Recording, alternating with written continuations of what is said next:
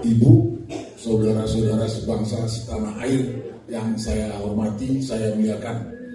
Saya diminta ngomong. Yang pertama saya sampaikan, mendengarkan penjelasan dari Bung Roy, Bung Rismon, Bu Tipa, dan Pak Rizal Padilla. Kemudian saya tambah sedikit info yang saya dapat, yang kemarin disampaikan oleh mantan komisioner KPK, bahwa geng Solo dalam rangka mengamankan ijazah palsu mengeluarkan anggaran atau budget sampai 2,6 triliun. Kemudian saya baca juga medsos saya bidu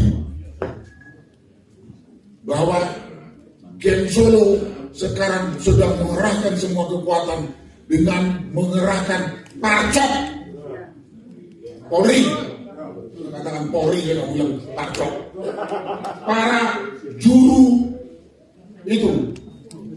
survei dan buzzer.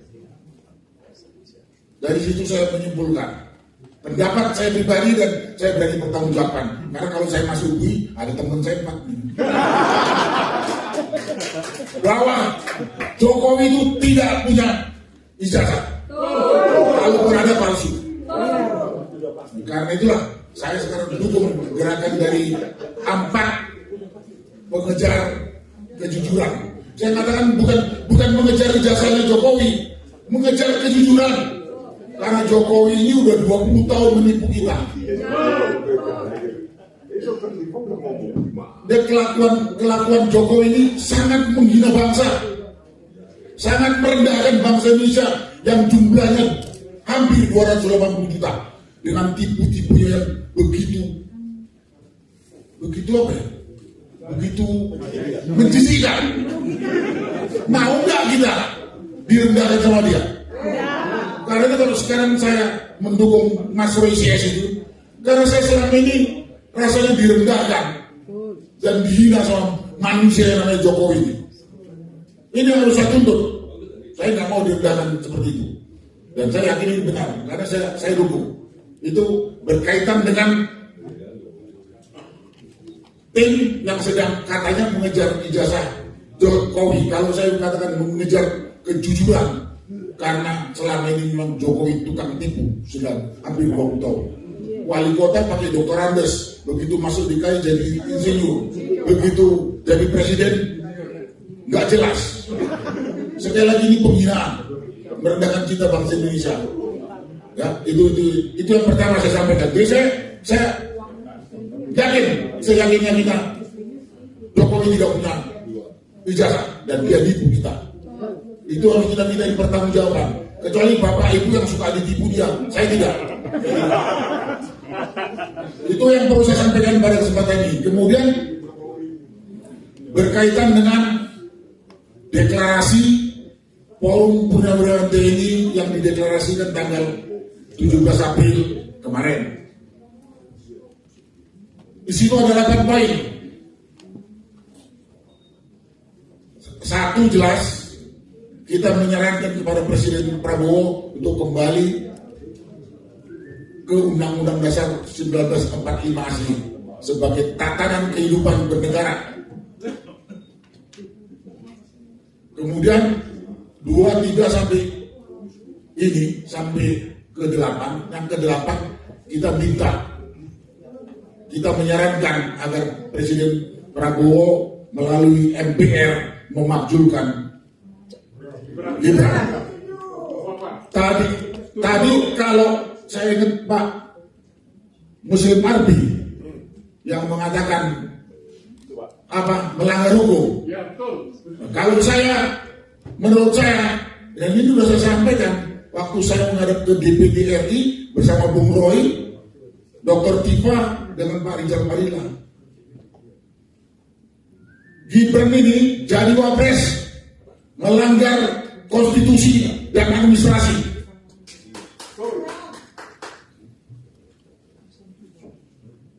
Kemudian Gibran ini tak bermoral. Lihat aja di buku apa. Roy sudah mengatakan 99,99% buku Papa itu identik atau sama dengan Gibran. Dari isi buku Papa itu kelihatan ini manusia tak bermoral. Bayangkan saja kalau kita dipimpin oleh manusia tak bermoral. Mending kita dipimpin oleh monyet.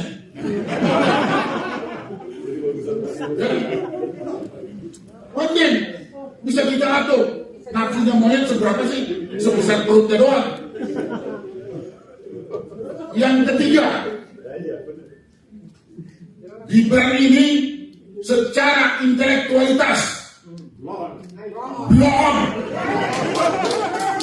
Kita bisa lihat saja. Pelangak-pelongo mau kita dipimpin begitu. Yang kedua, kita ingat gerakan reformasi tahun 98 yang kita menurunkan Presiden Soeharto. Kita punya alasan pokok adalah memberantas KKN. Lah ini Jokowi ke Gibran nih, apa nggak KKN nih? Juga kolusi, yang nepotis, yang korupsi. Apa lagi kurangnya? Kolusi lah, orang itu anaknya. Nepotis, itu anaknya. Korupsi. Berapa besar anggaran pemilu yang dipakai oleh si Jokowi untuk memenangkan si Gibran dengan menggunakan segala macam bansos, menggerakkan parcok, menggerakkan aparat desa segala macam. Nah, orang-orang curang busuk gini kalau jadi pemimpin, apa yang mau kita harapkan? Apa yang kita harapkan? Tadi saya dengar sama ibu sama tadi yang usia berapa tahun dari Ibu Umi.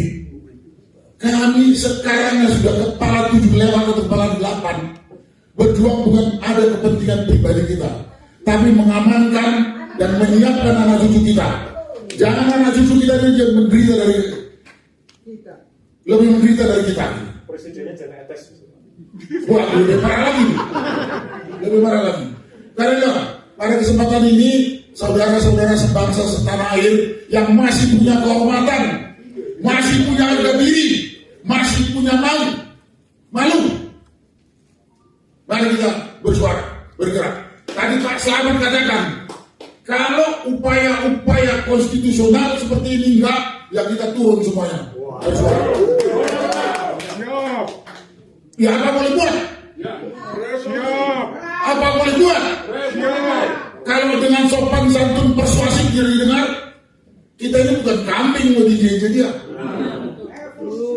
Ya kan? Apa boleh buat? Tadi Pak Slamet sudah mengucapkan itu. Nah, itu yang saya kata. Demi kelangsungan negara kesatuan Republik Indonesia yang telah didirikan oleh orang tua kita dengan darah. Dan lebih kelanjutan anak cucu kita supaya jangan jadi kambing dipimpin orang dungu dan orang busuk. Saya katakan dungu dan busuk. Kalau penipu pembohong nggak busuk, dungu kita lihat pelangak pelongnya. Apa yang kita harapkan? Karena pada kesempatan ini saya berharap, apakah yang ada di ruangan ini atau yang mungkin dengar melalui media, kalau kita masih punya kehormatan, masih kita punya tanggung jawab terhadap bangsa dan anak cucu, masih punya malu, mari kita bersuara agar 8 poin yang diajukan oleh Purnawirawan TNI itu dikerjakan oleh Presiden Prabowo. Dan pada kesempatan ini saya sampaikan kepada Bapak Presiden Prabowo, memang kondisi carut marut bangsa ini tinggalan Jokowi. Tapi saat ini Bapak Presiden, jadi Bapak yang bertanggung jawab kondisi bangsa yang sekarang carut marut ini. Sekarang memang ini tinggalan Jokowi, tapi sekarang Bapak yang berkuasa. Bapak bisa apa saja, karena begitu besar wewenang yang diberikan kepada Presiden, mencopot Kapolri, mengusut kasus-kasus pelanggaran hukum yang sangat membusuk hati yang disampaikan tadi Saudara Rismon, bisa. Dan saya pada kesempatan ini menyampaikan kepada Pak Prabowo, kalau Bapak tegakkan konstitusi, Bapak jalankan dengan jujur, adil, benar, kita masih dukung. untuk membela Presiden Prabowo, termasuk saya. Tapi kalau Bapak tidak dengarkan suara kita, jangan nyesel kalau rakyat turun ke jalan mengambil paksa kedaulatan. Yang namanya revolusi, namanya people power, namanya datang ke DPR ngambil kekuasaan Bapak, itu hak rakyat. Bapak nggak bisa, Presiden tidak bisa berbuat sewenang-wenang, tidak bisa tidak mau dengarkan suara rakyat. Karena Bapak diangkat oleh rakyat, tentunya ada hal-hal yang diamanahkan oleh rakyat. Amanah itu berbentuk konstitusi yang sudah ada. Yang kemarin konstitusi itu kan diacak-acak oleh Jokowi. Kewajiban Bapak untuk memperbaikinya. Sekali lagi, kalau Bapak berjalan seperti yang kita kehendaki, rakyat pasti memberikan. Rakyat tidak akan ingat lah kalau Bapak dulu punya salah. Gak usah takut. Gak usah takut. Dan pada kesempatan ini juga saya mengimbau kepada yang katanya terhormat anggota legislatif di DPR. Bapak-bapak yang ada di DPR, yang ada di parlemen itu kita pilih untuk menyampaikan aspirasi kita. Tapi abang nggak dengar yang disampaikan tadi teman-teman dari Dr. Rismon, Dr. Roy, Dr. Tipa, begitu bejatnya hukum di Indonesia. Kok diem saja?